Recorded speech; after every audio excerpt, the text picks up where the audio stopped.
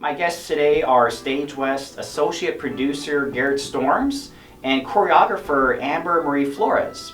This Thursday marks the opening of Once Upon a Mattress, which runs through November 5th here at Stage West. Garrett, let's start by telling us about this musical.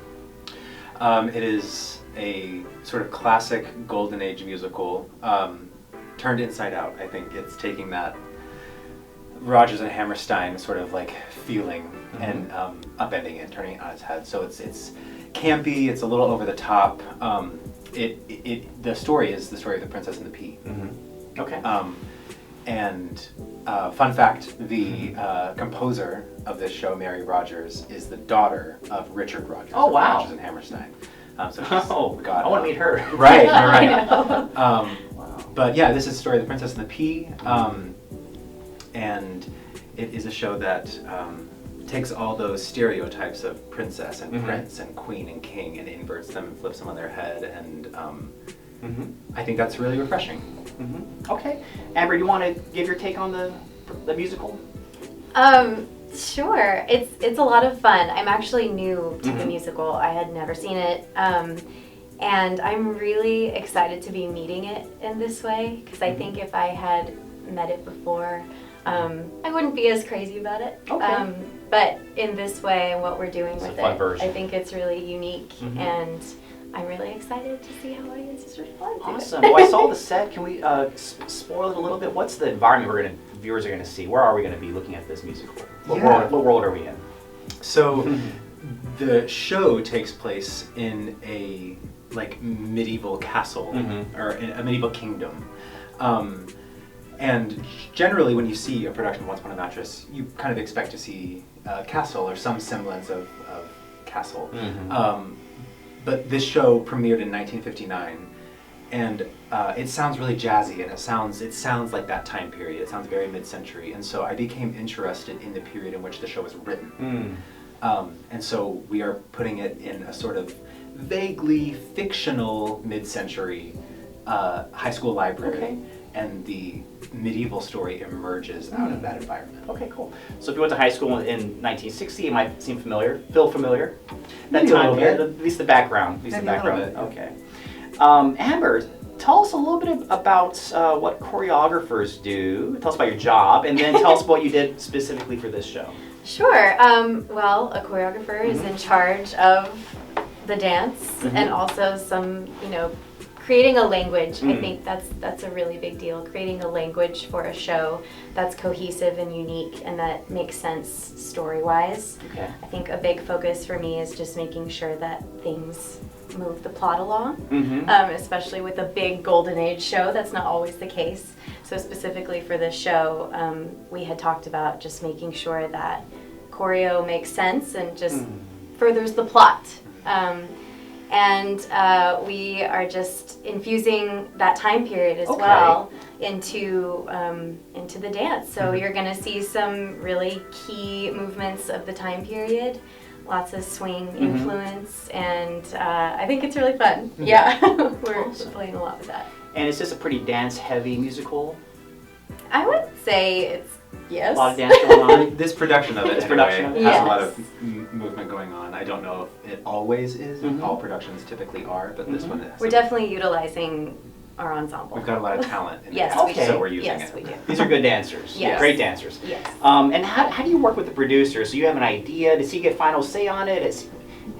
Does he try to draw you back a little bit, or how does that relationship work? Well, Garrett's amazing. So, and just a creative, amazing individual. So, taking his vision, he was very forthcoming with this world that he wanted to create, and that made my job so much easier, because then I could just be like, oh, there's my world. I can live in it. And I think we're both just very collaborative at heart. And so, like, if we see something that inspires us to maybe go in a different way, he has every right to say, like, hey, what if we did this? And I could be like, oh, I did this because of that. Do you think that would still read? So it's a lot of conversation, but I definitely come with, all of the show choreographed, all of the numbers Okay. choreographed. And then once we get it up on its feet, that's really when we take a step back and we're like, that doesn't make sense. Or that makes a lot of sense, actually. Let's carry it over here. So there's just a lot of collaboration. Okay. Yeah. Amber and I also tend to share aesthetic. We tend to share a little bit of a brain, and so I feel very safe with giving her something and her being able to interpret that in a way that I know I will agree with or understand. Yeah. Okay, cool. Have you worked with her in her capacity as a choreographer before? No. Oh, this is the first, because I know you dance, sing, act. We've talked before, but this is the first time we've seen her as like, okay, great. We've worked in this capacity. Yeah. Okay, so it sounds like you've been happy with It's been her great. so Yes. far. I think it's Yes. yeah. Well, this is a very well-known musical. We talked earlier during our last interview. So how do you balance giving audiences kind of what they expect and something a little different? I think that is what is so thrilling about art, and about this piece in particular. You know, this piece is continues to be one of the most produced musicals in the nation year after year. It's done all the time, everywhere, and it's a show that made Carol Burnett famous. People know this play, and I think it's proven itself to be a great work, a great piece of the American theater canon. And great works are adapted and reimagined all the time, and I don't know why this work should be an exception. And so I think it's exciting to view an old chestnut through a new lens. I think it gives you a new perspective. I think it can give you a new appreciation for a piece by approaching it a different way than you have seen it in the past. Sure. Yeah. Okay, cool. And closing thought, I thought I'd just ask you guys each, what do you love about your jobs? You seem genuinely happy today. Yeah, no, I'm always genuinely happy to be making art and just to collaborate with amazing individuals. And let me ask you a follow-up. How's this different than your other artistic mediums? Because you do act and sing and all that stuff. So what is this role like for you? What do you like about it specifically? Oh goodness. I think a big joy of this particular show is just getting to interact with the students that we brought from TCU, because I'm a horned frog. Okay.